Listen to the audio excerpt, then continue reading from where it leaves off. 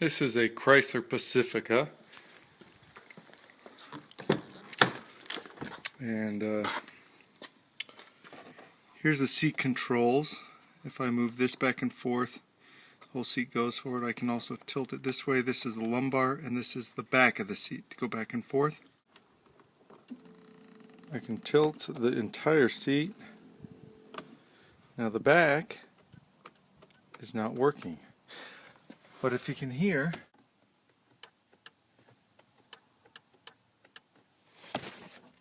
there's obviously, because I can hear the relay switching, there's electricity going. Alright, to access the back of the seat motor, which is what I needed to do, I need to take this off, and these little inserts don't do anything, so you can leave those on. What you have to do is get your fingers in there, or just get a little screwdriver or something, start to pry this out, and you're going to bend this down so that these come out from holding on here. And then when you pull this out enough, you're going to have to push these tabs free on both sides. Then you can unhook it from the bottom. So the bottom last, then the sides, the top first. Okay, here's the motor that drives the back. This is the lumbar. There's the lumbar motor. I hooked up the voltmeter here, and this is the wiring for the motor. See, it's got a black and a blue wire, and this is putting out 12 volts, so it should be good. This extra cable here runs up, and it mounts on the bottom, get kind of dark down there, of the motor assembly. There you can kind of see, but see those little wires going in right about in the middle of the screen. And I'm guessing that sends back a message to the board telling how far it's going along the track to go back and forth, so it doesn't constantly run and burn itself out if it's at the end. Something like that. Made in Germany. Anyway, I'm going to take this thing out and just hook up some current to it to see what happens. See if it even moves. Yeah, I might as well show you the other side in case you have a problem with some of your other parts here. Okay.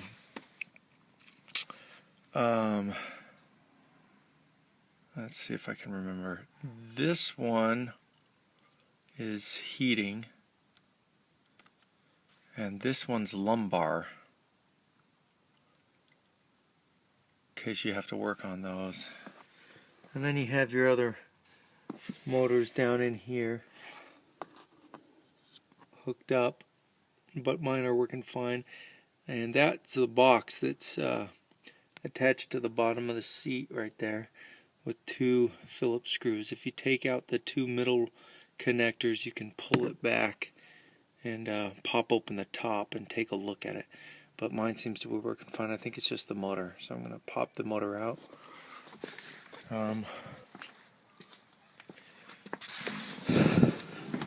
Looks like it's mounted with one bit, so we'll try. Looks like it's a star bit. We'll try this. It looks like it fits. So that's a T30. Alright, here's what I figured out, and let's hope you never have to repair or replace this. This piece is mounted to this black plastic thing, and that's mounted to, I can't see it, it's too dark, come on. Okay, and there it is. This rod, and this rod goes all the way around both sides. Ends right there in the middle of the screen, so you got to take off that lock washer or whatever they call that. It's not a lock washer, it's some, it slips on and it kind of grips, it locks on. And to get to that, on both sides you have to pop out this little rivet and slip off this plastic on both sides, and then you can pop off that little lock. The whole rod should slide out as long as the seat's pulled back and go this way. Alright, here we are again. This is a motor from my car seat. It controls the back going backward and forward, and it stopped working. So I tried to find one, but they were several $100s online and almost impossible to find anyway. This one's a 12 volt, made in Germany. Valeo, I think is the name. Keiper. Anyway, very almost no information on these. I thought it'd be kind of easy to locate, but it's not. Anyway, so to open up the motor, to fix it, you have to bend these little tabs. There's 4 of them. Just get some pliers and bend them, and then you can slip out this piece.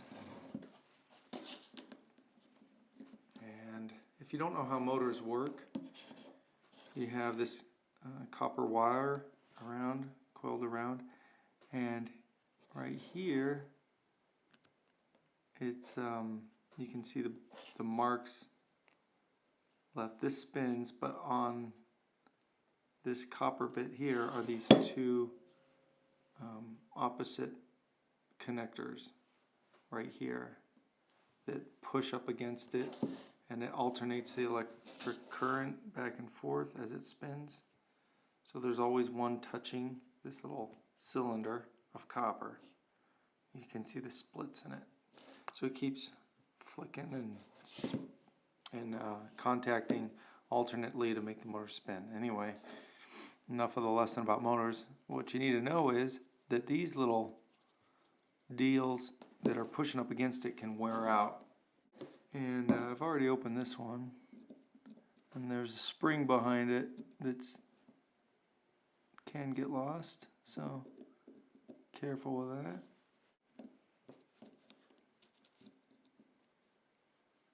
Okay, there you go. Now these are called carbon brushes, motor brushes, and they can wear out. You can see the groove that's left. It's kind of a circle shape. Now there's this little notch in the bottom of this one that helps hold it back while you're assembling it. And then once it's in, these little tabs are the release tabs, almost like a trigger of a gun. So if you,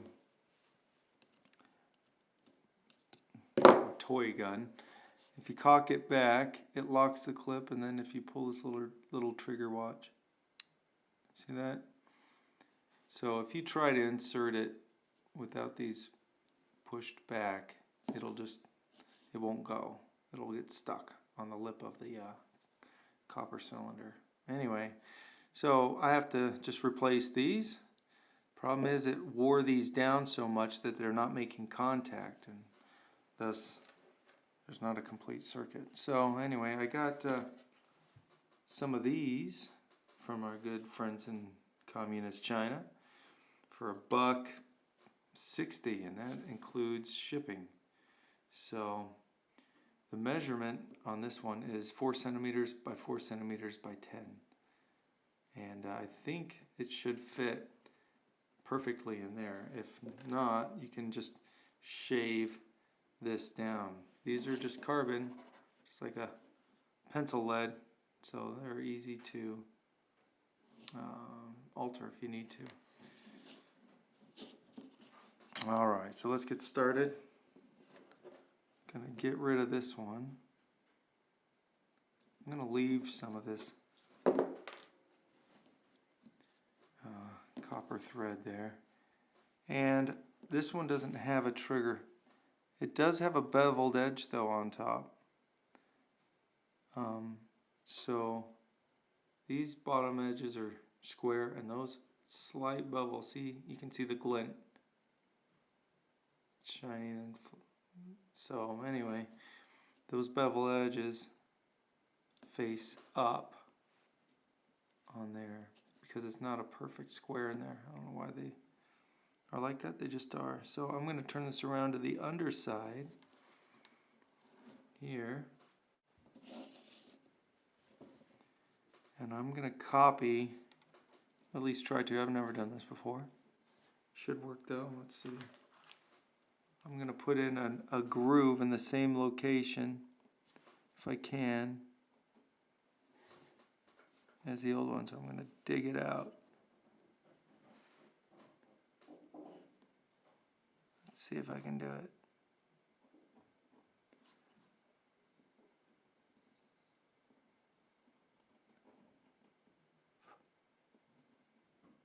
Oh, you're just, there you go, that's about the location of it.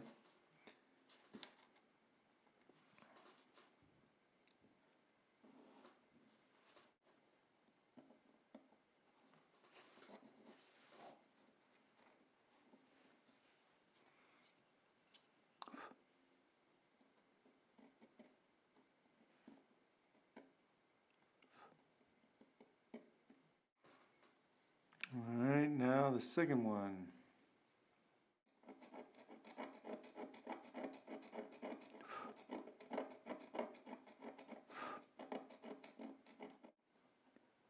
And if this edge is not square, the trigger edge, it's just going to slip out. So you got to make sure it's pretty square at the end. I don't mean square this way, I mean square depth.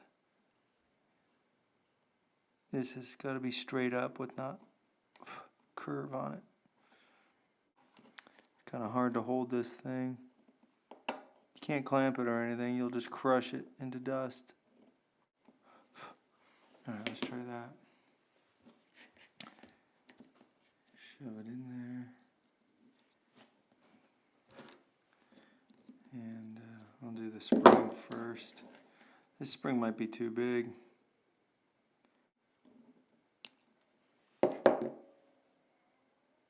Okay. Cram it in here.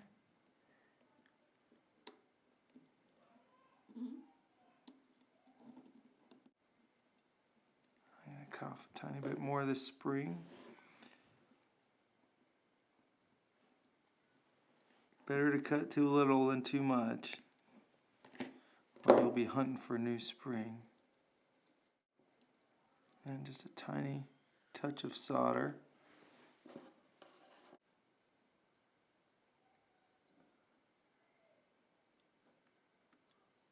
Okay.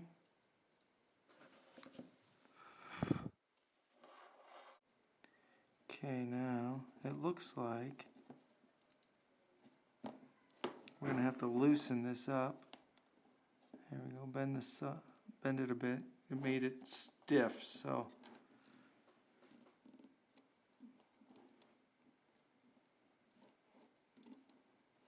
check the movement. Make sure you got good movement here, because the the solder wicks into the strands of the copper wire, and it'll make it like you dipped a rope in super glue. It's all just gonna stiffen up, so careful how much solder you do on that. Just a tiny bit. Alright, now we'll just shove it in here and close this little piece of brass. A little tricky, but I think it'll work fine. As long as that spring doesn't weasel its way out somehow. I don't think it's going anywhere. Well, this is a lot longer than the last one.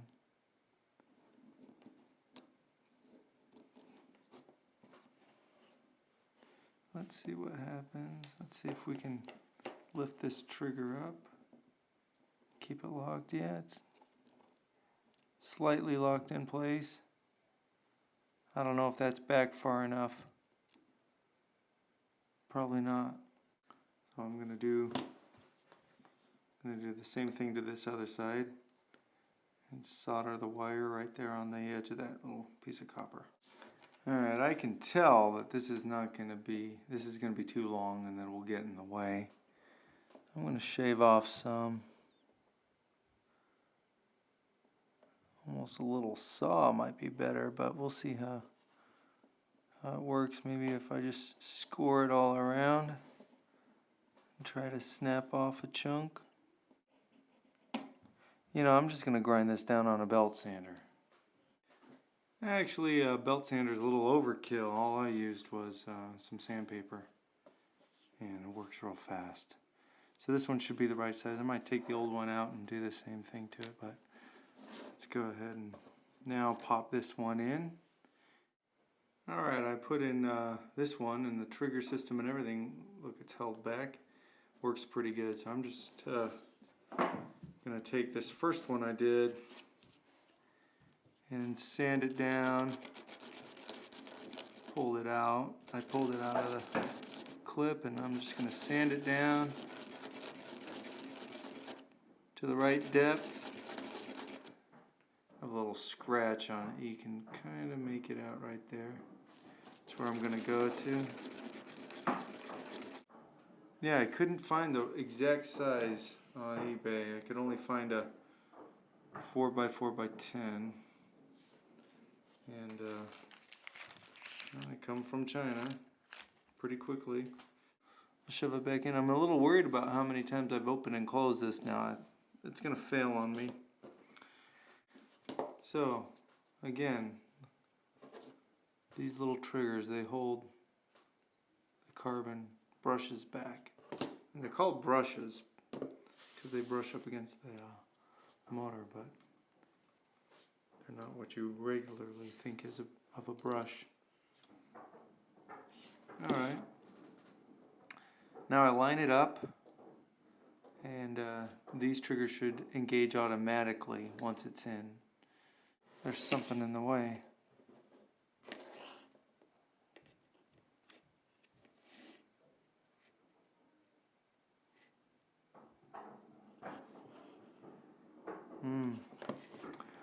I think these need to be shaved down even more. I'm looking and there's some marks on it.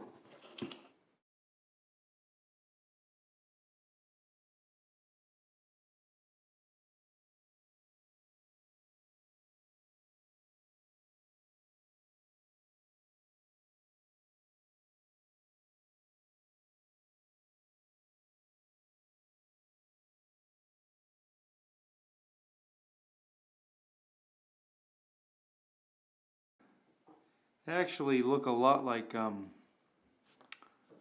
shaved them at an angle. They look like locks on a door, the little latch that sticks out. So I figured if it was tapered, I wouldn't have to shave the entire thing. It was easier to cut it like that. Anyway, let's give it a go. Line this up again. Here we go.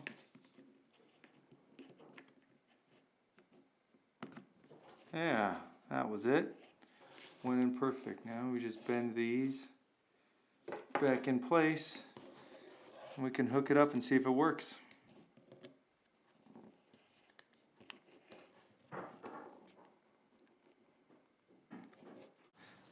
Alright, we just reinstalled this motor, put the shaft through all the way, and reset the locking clamp. And go ahead, Aaron, let's give it a try. Look at that. So some worn out motor brushes was all it was. A little bit of pain to get to, but very cheap to fix. Alright, that's plenty good. Thanks for helping. Okay.